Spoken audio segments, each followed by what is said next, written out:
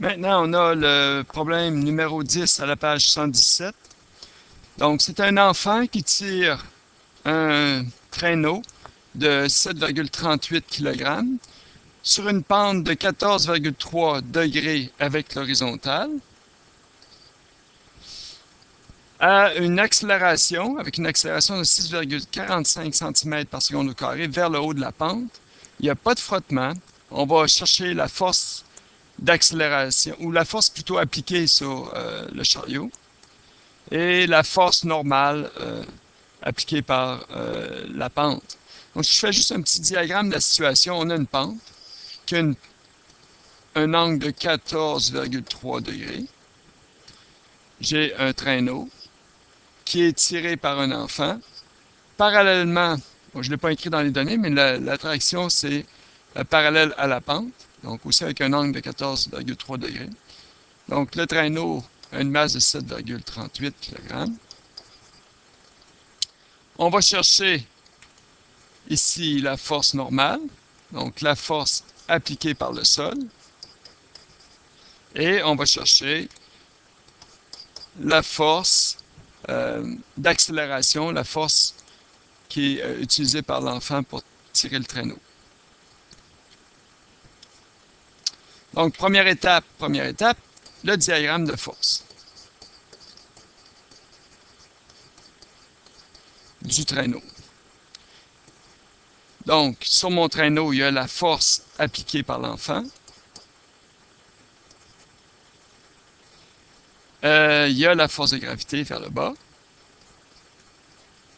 Et il y a la force normale qui est perpendiculaire à la pente, perpendiculaire à la surface. Il n'y a pas de force de frottement vers le bas, donc c'est tout ce qu'on a. Je dois me définir un système de référence pour travailler. Donc, en direction horizontale et verticale, un système perpendiculaire.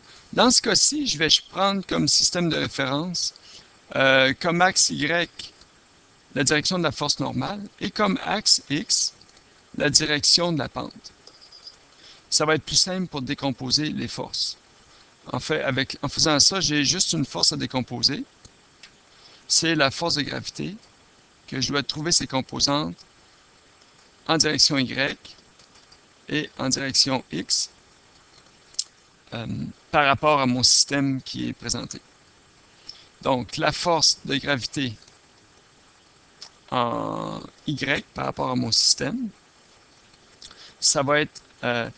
OK, ici, j'ai un angle par rapport à l'horizontale de 14,3 degrés. Je vais mettre en vert.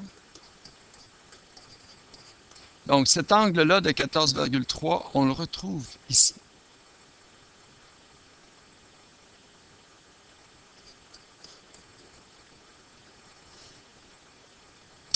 Et ça peut être vu comme étant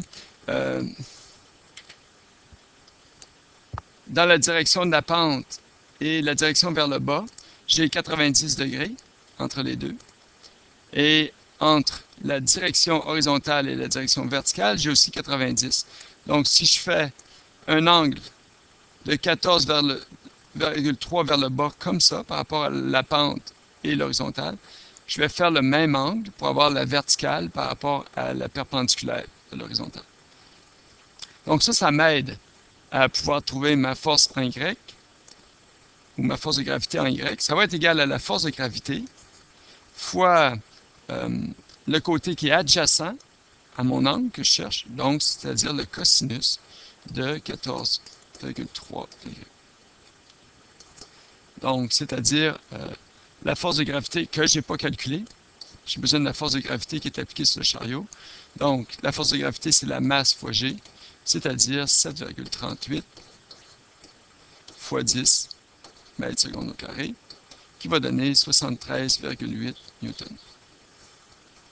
Donc, mon 73,8 qui est ma force de gravité, qui est appliquée, décomposée plutôt dans sa direction Y, telle qu'elle est ici. Donc, avec le cos de 14,3. Si on fait donc, après calcul, on a la force de gravité dans la direction Y est de 71,5.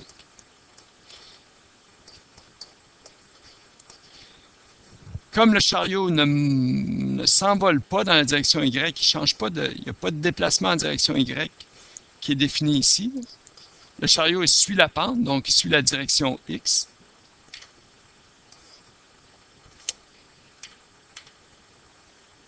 Ah.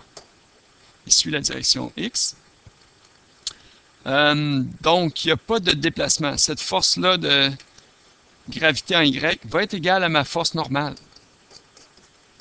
sauf en direction opposée. Donc, la force normale, qui est vers le haut, est de 71,5 newtons. Donc, je viens de répondre à la question de la force normale. Maintenant, pour la force d'action, si je prends la force de gravité dans son autre direction, la force de gravité en direction X, eh bien, je vais calculer la force de gravité fois le sinus de 14,3. Donc, c'est-à-dire 73,8 fois le sinus de 14,3. Ça nous donne 18,2 newtons. Donc, dans la direction X, si je fais la somme des forces dans la direction X telle que définie dans mon système, va produire la masse fois l'accélération du chariot. C'est-à-dire le produit de la masse avec l'accélération. Deuxième loi de Newton. Donc, la somme des forces en X, c'est la force de gravité en X plus la force appliquée par l'enfant. Ça va me donner MA.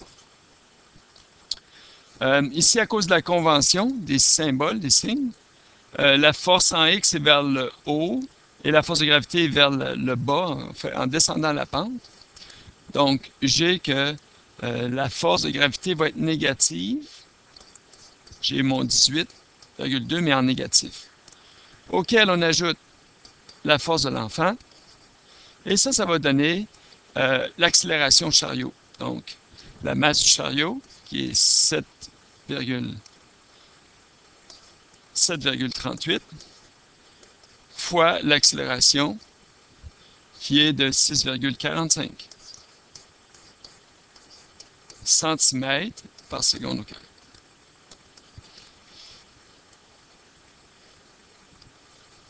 Donc, la force exercée par l'enfant va être égale à mon 7,38 fois. Ici, c'est des centimètres par seconde au carré. Je vais transformer ça en mètres par seconde au carré. Donc, je divise par 100, 0.0645 mètres par seconde au carré, plus mon 18, en fait, moins le 18,2, ce qui fait plus 18,2 newtons. Donc, 7,38 fois 0.060, c'est égal à 0.47 ou 0.48, qui est 0.479 newton, auquel on ajoute 18,2 newton. Donc, la force d'accélération est négligeable par rapport à la force de gravité qu'on doit combattre. Donc, si on les additionne, ça me fait 18,68 newtons. Donc, voici la force appliquée par l'enfant. Donc, c'est ce qu'on cherchait dans l'autre élément de réponse.